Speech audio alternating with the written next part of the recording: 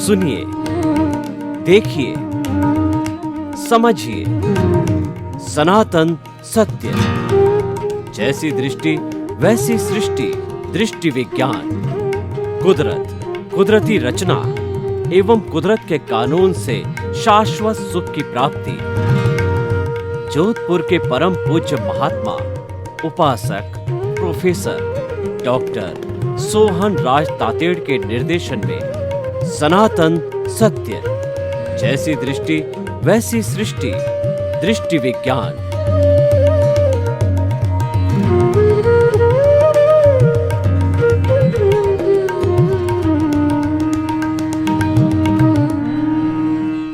भाइयों और बहनों, मातृशक्ति को नमन। स्टूडियो में आपका हार्दिक स्वागत है, अभिनंदन है, सत्कार है। आत्मविज्ञान, साइंस ऑफ द सोल कार्यक्रम के अंतर्गत हम आपको सही दृष्टि, सही सोच, राइट विजन, राइट थिंकिंग के तहत आपके जो नकारात्मक सोच है, आपकी जो रॉन्ग बिलीफ है, उसको हम सकारात्मक में बदलते हैं और आपकी रॉन्ग बिलीफ को राइट बिलीफ में बदलते हैं, ताकि आपको सही रास्ता मिल जाए, राइट विजन मिल जाए, राइट पाथ मिल जाए और आप एक अच्छे इंसान बन सको। क्योंकि अगर आपने पाथ गलत लिया है तो आप अच्छे इंसान नहीं बन सकते हो।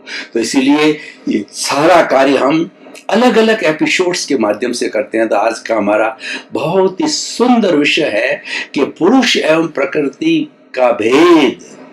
भाइयों और बहनों, बहुत ही सुंदर विषय है। दो शब्द आते हैं, पुरुष और दूसरा प्रकृति। ये सांख्य की भाषा में बात करें तो सांख्य जो है पुरुष को कहता है शुद्ध आत्मा, जो भीतर विराजमान शुद्ध तत्व है, शुद्ध आत्मा है, उसको पुरुष बोलता है। और प्रकृति ये सारी माया है। ये जितना हमारे व्यवहार जगत के अंदर चलता है वह सारी प्रकृति है। प्रकृति को हम कुदरत भी कह सकते हैं। कुदरत ये सारी सृष्टि है, सारी दुनिया है और ये सारा जो चराचर जगत है, जिसको कि हम कॉस्मॉस कह सकते हैं और जिसको हम कुदरत कहते हैं, ये सारी सृष्टि प्रकृति है। और प्रकृति व्यक्तिगत भी होती है और प्रकृति जो है पूरी कुदरत भी होती है, वह भी प्रकृति कहलाती है। तो प्रकृति जो है और पुरुष के अंदर भेद है। पुरुष जो है वह एक इटर्नल एलिमेंट है जो कि शाश्वत है और उसके साथ साथ के अंदर वो चैतन्यमय है। पुरुष और प्रकृति का जो मुख्य भेद है वह है कि पुरुष जो है वो चेतन तत्व है और प्रकृति है ये जड़ तत्व है। प्रकृति अगर व्यक्तिगत रूप से हम लेवें तो प्रकृति व्यक्ति साथ लेकर के आता है। यानी जितना भी जड़ पदार्थ है, जितना भी कर्म है, वो व्यक्ति पूर्व जन्म के अंदर जैसे जैसे कॉजेस डालता है, जैसे जैसे डीड्स करता है, जैसे जैसे भाव करता है और उस भाव सत्ता के अनुरूप जो कर्म बीज पड़ते हैं वो अगले जन्म में जाकर के वो द्रव्य कर्म बनते हैं और वही प्रकृति है। और ये सारी प्रकृति जीवन भर भुगतान के रूप में चलती है। यानी उदय भाव बोला जाता है उसको जो है प्रारब्ध बोला जाता है। ये सारा उदय और प्रारब्ध है, ये सारी प्रकृति है। और चेतन तत्व जो है स्थायी, वो सच्चिदानंद है। सत्य, चित्त और आनंद। सत का मतलब विनाशी और चित्त का मतलब ज्ञान दर्शन और आनंद जिसका लक्षण है। यानी पुरुष वह चेतन तत्व है जो अविनाशी है और ज्ञान और दर्शन जो है उसका लक्षण है और आनंद है उसकी प्रॉपर्टी है। उसको पुरुष बोला जाता है। और हमारी भारतीय संस्कृति में पुरुषत्व को प्राप्त करना यानी जो भीतर हमारा प्रभु विराजमान है, भीतर जो बॉन्डेड सोल है, उसको उज्जवल करके और इसको जड़ पदार्थ से अलग करना है। ये प्रकृति और पुरुष का हो जाना अलग अलग कहलाता है। और प्रकृति जो है वह सारी प्रकृति के अधीन है, कुदरत के अधीन है। देखिए, तीन चीजें आती है, कुदरत, कुदरती रचना और कुदरत का कानून। ये सारी प्रकृति है। ये प्रकृति जो है, इसका सारा मनुष्य जब जन्म लेता है और मृत्यु तक जाता है, उसके जितने कार्यकलाप होते हैं, मन वचन काया की जितनी प्रवृत्तियां होती है और मन वचन काया की सारी जितनी अवस्थाएं होती है, सो प्रकृति के अधीन होती है, वो कुदरत के अधीन होती है। कुदरत और प्रकृति एक ही चीज है। कुदरत जो है ये पंचभूतात्मक है। पृथ्वी, जल, अग्नि, वायु और आकाश से जो है 5 भूतों से प्रकृति या 5 भूतों से कुदरत बनी हुई होती है। और कुदरत ही 84 लाख जीवा योनि के प्राणियों, यानी वो उत्पत्ति स्थान है। वो लिविंग सोल्स की संख्या तो असंख्य अनंत है, लेकिन वो बर्थ प्लेसेस होने के कारण उसको 84 लाख जीवा योनिया बोला जाता है। नहीं, समस्त चराचर जगत के लिविंग्स बीइंग्स है, वो पृथ्वी, जल, अग्नि, वायु, आकाश 5 भूतों से जन्म लेते हैं। और जितना जितना उनका आयुष्य काल होता है, आयुष्य काल का मतलब जीवन काल, ये जो जीवन काल जो है वो व्यक्ति अपने पूर्व जन्म से साथ में लेकर के आता है, और ये जो उसके अधीन सारा समय चलता है, उससे एक क्षण भी अधिक जो है, आयुष्य से एक क्षण अधिक भी आत्मा इस शरीर के अंदर नहीं रह सकती है। उसे इसको छोड़ना पड़ेगा, और ये छोड़ करके उसको फिर जो इस जन्म के अंदर जितने कॉजेज की चार्जिंग की है, जितनी प्रतिष्ठित आत्मा ने जो है चार्जिंग किया है, राग द्वेष के अधीन होकर के, अभिप्राय ओपिनियन के अधीन होकर के, किसी को दोषित दे करके, किसी को दुख दे करके जो कुछ भी चार्जिंग किया है, वो चार्जिंग जो है वह इस जन्म का इकट्ठा हुआ अगले जन्म में डिस्चार्ज चलता है। और इस जन्म में जो डिस्चार्ज चल रहा है वो सारी प्रकृति है। तो अर्जन और विसर्जन जो है, अर्जन व्यक्ति के हाथ में है और विसर्जन है प्रकृति के हाथ है। प्रकृति कहती है कि जब मैं किसी प्राणी को 5 भूतों से जन्म देती हूँ, उसके बाद वह मेरे कंट्रोल में आ जाता है, और मैंने इस चराचर जगत में किसी भी प्राणी को एकेंद्रिय से पंचेंद्रिय तक, और पृथ्वी का है, अप का है, तेजस का है, वायु का है, वनस्पति का है, तृष का है, जो 6 जीव निकाय, और उसके बाद के अंदर 1 इंद्रिय से 5 इंद्रिय तक किसी भी प्राणी को जो है वो कर्ता बनने की पावर ऑफ द अटॉर्नी अधिकार नहीं दिया है। वो सारा संचालन मैं स्वयं करती हूँ। कैसे करती हूँ? कुदरत के कानून के अंतर्गत करती हूँ। अभी मैं कुदरत की आपको रचना बताना चाहता हूँ कि ये कुदरती रचना क्या है। ये सारी जो सृष्टि है जिसकी हम बात कर रहे हैं, जिस हम कुदरत की बात कर रहे हैं, ये सारी कुदरत है 6 सब्सटेंसेज, 6 जो घटक है और 6 तत्वों का समवाय है। वो कौन कौन से 6 द्रव्य है? वो द्रव्य कहलाते हैं, सबसे पहले है कि चेतन तत्व मैं बोल रहा हूं तो मैं ये चेतन तत्व हो गया, और ये शरीर है, जड़ है। ये मेरा जो शरीर है वो जड़ है, लेकिन इसके भीतर प्रभु की हाजिरी और इसके भीतर आत्मा की प्रेजेंस होने के कारण जो है ये चेतनवत हो गया है, ये मिश्र चेतन हो गया है। इसलिए हाथ हिलाता है, डुलाता है, घूमता है, फिरता है, मन वचन काया की सब प्रवृत्ति करता है, मिश्र चेतन है। जबकि वास्तव में जड़ है। तो 2 चीजें हो गई, जड़ और चेतन। और जड़ और चेतन कोई भी मोशन करता है, जैसे मैं हाथ हिला रहा हूं, तो हाथ हिलाने के लिए जो हमारा गति सहायक तत्व है, यानी हमारा मोशन तत्व है, जो कि वह पौद्गलिक है और वह भी जड़ है और अमूर्त है और एक द्रव्य है, ये संपूर्ण विश्व के अंदर व्याप्त है।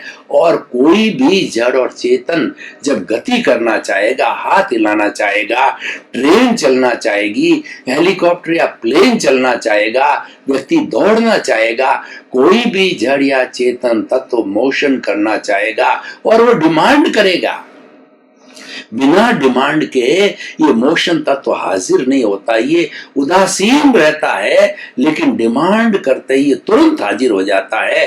पूरी कुदरत में, पूरी सृष्टि के अंदर एक सुई की नोक दबावे जितना भी ऐसी जगह नहीं है जहां पर ये मोशन तत्व ना हो। तो ये तीन जो है हमारे द्रव्य हो गए। चौथा द्रव्य है कि जड़ और चेतन, जैसे कि मैं अभी हिल डुल रहा था और मैं एकदम रेस्ट अवस्था में आना चाहता हूं, मैं जो स्थिर अवस्था में आना चाहता हूं, ट्रेन स्थिर अवस्था में आना चाहती है, दौड़ता हुआ व्यक्ति स्थिर अवस्था में आना चाहता है, फ्लाइट जो भाग रही है वो स्थिर अवस्था में आना चाहती है।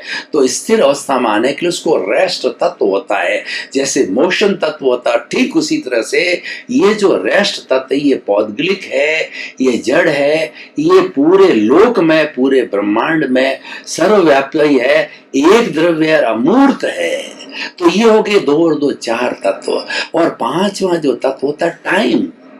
टाइम ये होता है सबसे छोटा से छोटा समय कहलाता है। एक पलक झपते ही कई असंख्य समय निकल जाते हैं। उसके बाद सेकंड होता है, फिर मिनट होता है, घंटा होता है, उसके बाद के अंदर दिन होता है, फिर पक्ष होता है, सप्ताह होता है, वर्ष होता है, शताब्दी होती है, और अवसर्पिणी काल, उत्सर्पिणी काल के 20 करोड़ सागर का एक काल चक्र होता है। ये सब वर्तना करते हैं, ये सब समय है, हमको समय बताते हैं। अब जो ये वर्तना करने वाले हैं, अब मैं छठा द्रव्य बताता हूं, है वो है स्पेस, टाइम। ये 6 द्रव्यों को विज्ञान ने मान्य किया है, विज्ञान सम्मत है, और वही कुदरत है, वही सृष्टि है, और वही सृष्टि कुदरत के कानून के अंतर्गत जो है वह चलती। मैं कुदरत का कानून बताऊंगा तो भाई और बहनों आप अच्छी तरह से कुदरती रचना को समझ लें कि कुदरती रचना 6 द्रव्यों से बनी है। चेतन, जड़ और स्थिति सहायक जिसको कहते हैं मोश, वो पहला गति सहायक जिसको मोशन कहते हैं, दूसरा स्थिति सहायक जिसको रेस्ट कहते हैं, पांचवा तत्व हमारा टाइम है, और छठा तत्व आकाश है, स्पेस तत्व है। कोई ईश्वर इस सृष्टि को, कुदरत को संचालन नहीं करता है, ये कुदरती रचना से चलती है। 6 द्रव्य जो संपूर्ण कुदरत में, संपूर्ण विश्व में हाजिर है, संपूर्ण प्रकृति में हाजिर है, वही ये कार्य करते हैं। अब मैं कुदरती कानून की बात करता हूं। प्रकृति और पुरुष जो हमारा विषय है, तो पुरुष जो है वह शुद्ध आत्मा है, वो तो अक्रिया है, वो अशरीरी है, वो तो मात्र ज्ञाता दृष्टा है, उसकी तो प्रेजेंस रहती है। उसकी प्रेजेंस के बिना ये जड़ शरीर कोई काम नहीं करता है। उसकी प्रेजेंस न हो तो राम नाम सत होता है, और लोग कहते हैं उठाओ उठाओ, डॉक्टर कहता है नाउ he is dead, और उसके बाद उसके घूंसे मारो, पिन चुबाओ, उसको ठोको पीटो, उसको कोई दर्द नहीं होता, क्योंकि जड़ होता है, और जड़ होने के बाद में इसको जला दिया जाता है। तो ये प्रेजेंस किसी हो गई, ये प्रेजेंस हो गई जो भीतर शुद्ध आत्मा विराजमान है, जो मोक्ष आत्मा है, पुरुष है। वो पुरुष जो भीतर हर एक के विराजमान है, और बाकी का सब जड़ तत्व है, वो प्रकृति है। इसीलिए हमें पुरुष और प्रकृति के भेद को समझना चाहिए। ये भेद विज्ञान है। जब तक हम भेद विज्ञान को नहीं समझेंगे कि मैं अलग हूं, आत्मा अलग है, आत्मा अविनाशी है, शरीर है, ये जड़ है, ये शरीर विनाशी है, और ये शरीर ही जो है कुदरत के कानून के अनुरूप जो है कर्मों को भोगता है और अपना हिसाब करता है। ये जो शरीर मिला है, ये पूर्व जन्म के किए गए कॉजेज, कर्मों के अनुरूप उसके भुगतान के लिए ये शरीर मिला है, और ये जीवन भर भुगतान करता रहता है। डेबिट होता है, क्रेडिट होता है। कोई इस शरीर को सुख पहुंचाता है, कोई दुख पहुंचाता है, कोई सम्मान करता है, कोई तिरस्कार करता है, कोई लाभ देता है, कोई हानि देता है, और ये कोई पुण्य होता है, कोई पाप होता है। उसके अनुरूप जो है ये जीवन भर की पूरी फिल्म मन वचन काया की तीनों बैटरियां जो है वह डिस्चार्ज होती रहती है। और ये सारा जड़ तत्व, और यही प्रकृति है। प्रकृति जड़ है, तो इसीलिए हमें ये बहुत बड़ा कॉन्सेप्ट है, पुरुष और प्रकृति का भेद को जानना चाहिए। यही भेद ज्ञान है और यही सच्चा ज्ञान है, यही सनातन सत्य है और यही यूनिवर्सल ट्रुथ है, यही सार्वभौम सत्य है। अगर हम इसको प्राप्त करते हैं तो प्राप्त करके हम सनातन सुख, जो कि हमारी आत्मा के भीतर है कि मैं सुख का भंडार हूं, तो वो मतलब अनंत सुख वाली हमारी आत्मा, ये सनातन सत्य को प्राप्त करते ही हम सनातन सुख को प्राप्त कर सकते हैं। फॉर एवर अक्षय सुख को प्राप्त किया जा सकता है। तो भाई और बहनों, ये भेद विज्ञान के लिए ये विषय रखा। अब इस विषय को मैं आज की कसौटी पर कसना चाहता हूं कि पुरुष और प्रकृति का भेद करने से व्यक्ति को क्या लाभ होगा, समाज को क्या लाभ होगा और विश्व को क्या लाभ होगा।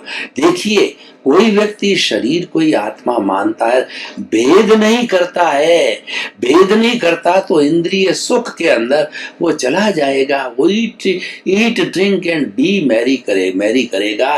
वो 5 इंद्रिय सुख के अतिरिक्त कोई भी चिंतन नहीं करते, वो कर्ता भाव के अंदर आ जाएगा।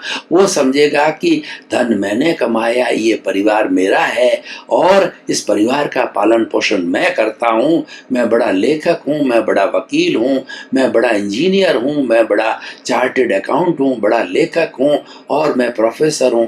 इस तरीके की वो सारा कर्ता भाव में चला जाता है, क्योंकि उसको भेद विज्ञान नहीं है। और व्यक्ति भेद विज्ञान करते ही जड़ अलग चेतन अलग, उसको एक जो सम्यक दर्शन मिल जाता है। और इस जड़ और चेतन को मिलाने वाला है वो अज्ञान है, वो रॉन्ग बिलीफ है और वो वेल्डिंग ही पुरुष और प्रकृति को जोड़े हुए है। जब वो वेल्डिंग, अज्ञान रूपी वेल्डिंग हट जाती है तो प्रकृति स्वतंत्र हो जाती है, पुरुष स्वतंत्र हो जाता है और पुरुष स्वतंत्र होकर के सिद्ध, बुद्ध और मुक्त बन जाता है। ये पुरुष प्रकृति के साथ है, इसलिए कई बार इस प्रकृति का बिंब जब पुरुष पर पड़ता है तो वो क्या है, लुब्ध हो जाता है। लुब्ध होकर के ये जो फंसा रहता है इस शरीर के अंदर।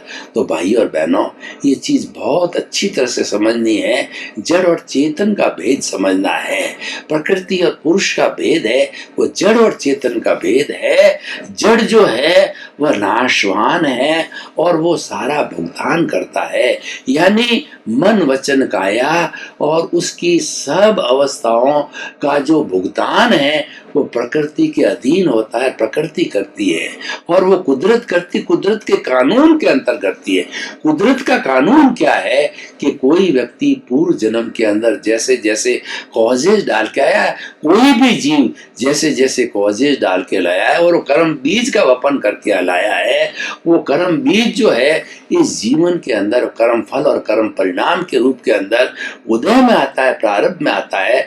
तो उसके अनुरूप जो है उसको सुख दुख की अनुभूति होती है और जीवन भर ये सुख दुख और राग द्वेष के पलड़े में चला रहता है। ये जितना भी सुख दुख है सारा राग द्वेष है, सारा जड़ पदार्थ है और ये सारा जड़ पदार्थ ये अज्ञान है।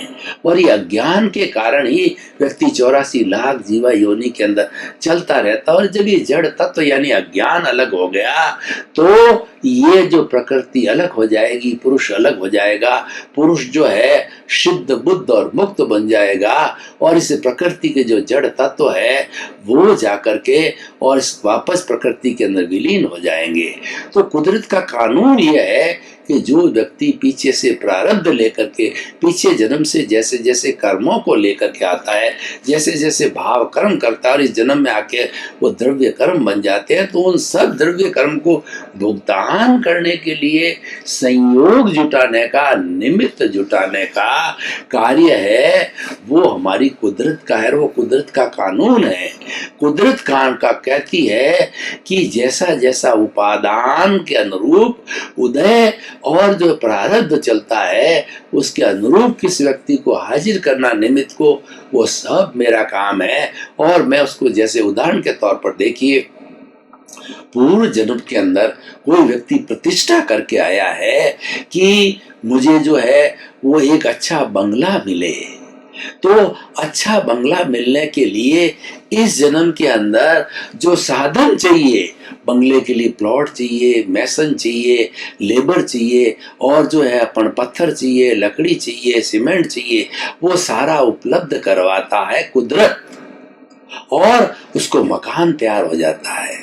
कोई व्यक्ति पिछले जन्म के अंदर ये प्रतिष्ठा करके आता है, ये भाव करके आता है कि मुझे अच्छा इंजीनियर बनना है, तो कुदरत जो है वो साधन जुटाती है कि उसको जब जो है वो 10+2 करने के बाद के अंदर उसको IIT में या इंजीनियरिंग कॉलेज के अंदर एडमिशन दिलाने का कार्य कुदरत करती है।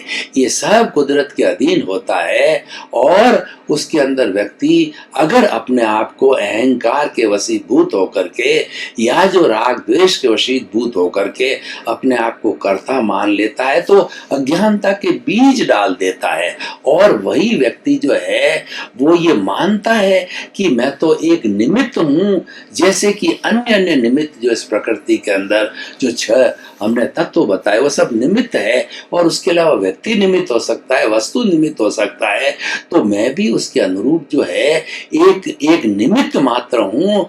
तो वो बहुत बड़े कर्मों के बंधन से, बहुत बड़े कर्म बीज डालने के लिए कॉजेज डालने से बच जाता है, और जब कॉजेज नहीं पड़ते हैं तो अगला जन्म फिर नहीं होता है, और व्यक्ति जो है वो कुछ ही समय के अंदर अपने जितने भी डिस्चार्ज कर्म बर्फ की सीला की तरह उसके साथ है, उसको डिस्चार्ज होकर के और वो सिद्ध बुद्ध मुक्त बन सकता है। तो भाई और बहनों, बहुत ही सुंदर विषय है। हमें प्रकृति और पुरुष को एक नहीं मानना है। प्रकृति और पुरुष दो अलग है। जो अनात्मवादी होते हैं, जो कि जैसे चारवाक वगैरह है, वो प्रकृति पुरुष को एक ही मानते हैं।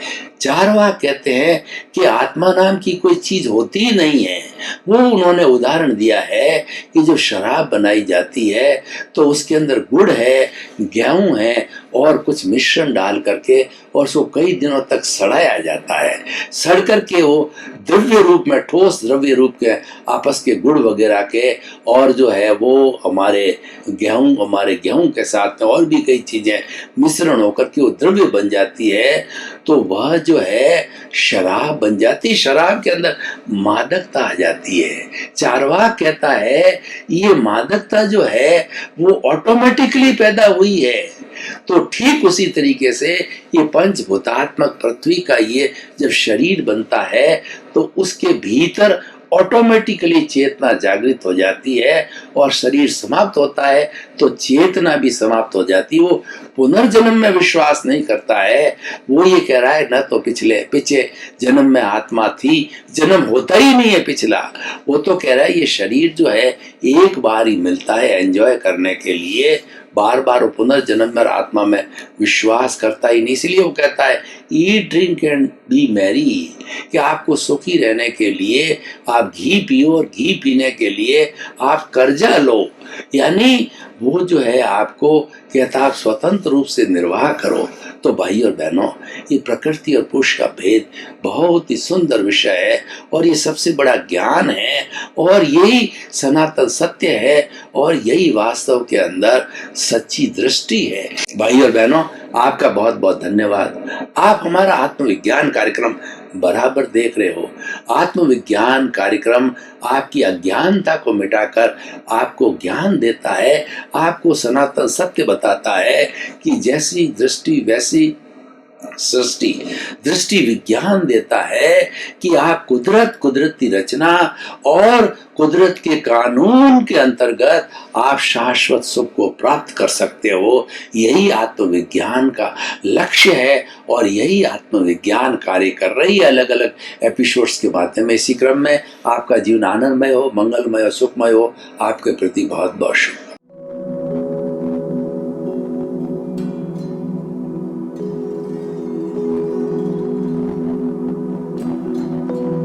एक ऐसा अंतर्राष्ट्रीय ख्याति प्राप्त मानव जो गुरु प्रेरणा से पिछले 20 वर्षों से वानप्रस्थ जीवन जीते हुए 24 घंटे मानवता की सेवा में संलग्न है। एक ऐसा मानव जो अभी राष्ट्रीय, अंतर्राष्ट्रीय टीवी चैनलों पर 7,500 एपिसोड के माध्यम से सनातन सत्य, आत्मविज्ञान एवं पुनरुत्थान व्यवहार एवं निश्चय जगत के जीवनोपयोगी विषयों पर हृदय स्पर्शी प्रवचन कर चुका है। उस मानव का नाम है महात्मा उपासक प्रोफेसर डॉक्टर सोहन राज तातेड़। प्रोफेसर तातेड़ द्वारा योग, दर्शन, शिक्षा विषयों पर रचित पीएचडी स्तर के 250 शोध ग्रंथ भारत के 100 प्रतिष्ठित विश्वविद्यालयों में शोधार्थी पढ़ रहे हैं तथा वे सभी शोध ग्रंथ वहां की सेंट्रल लाइब्रेरियों में उपलब्ध हैं।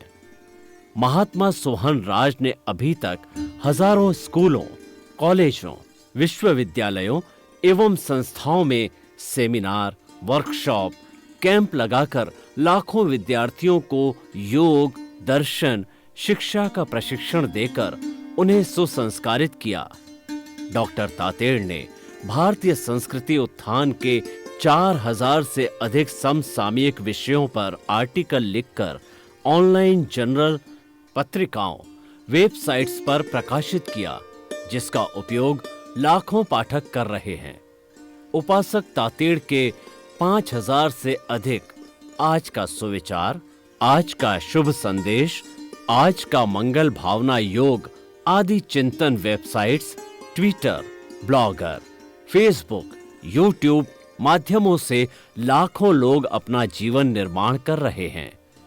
मानवता के मसीहा ऐसे महामानव महात्मा सोहन राज तातेड़ के प्रोफाइल को अभी तक विश्व के 20 लाख दर्शक यूट्यूब पर, 12 लाख गूगल पर एवं लाखों दर्शक फेसबुक, ब्लॉगर, ट्विटर और इंस्टाग्राम पर देख चुके हैं।